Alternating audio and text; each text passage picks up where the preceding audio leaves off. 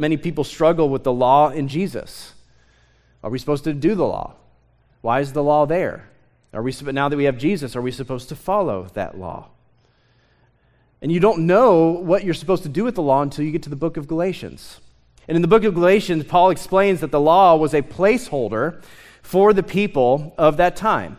And the placeholder was there until the fulfillment of that law that you would only know about if you read the teachings of Jesus, where he said, I'm not coming to throw away the law, I have come to fulfill the law.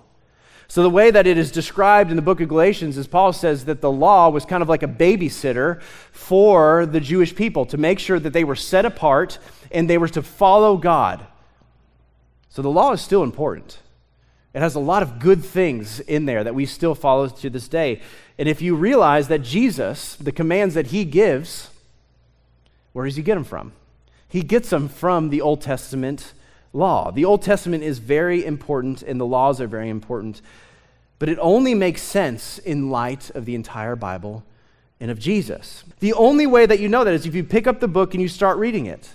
The amount of people on TikTok and Instagram and Facebook that have never read the Bible or any verse in the Old Testament, but they place these random verses in light of 2025 America and they say, make it make sense. But the only way that you would know about any of these contradictions, if you got to the point of Ephesians and you read it and you said to yourself, who is Jesus? And then you flip back a couple pages and you said, okay, Jesus is the Son of God. God loves him.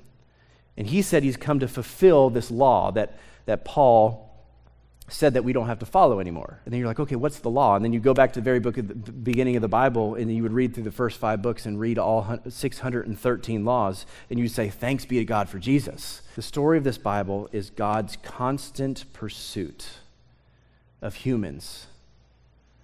No matter what the humans do, no matter how much they fall, no matter how real it becomes or how many stupid things that they do, God never leaves. He's always faithful. No matter how many times the people run from him, no matter how much they forget about him or forget his laws or his teachings, or look at Jesus, the Son of God, and said, no, I'm not going to follow you, he never leaves. The Bible is a place where heaven and earth collide, and the only way that you'll realize that is if you study this.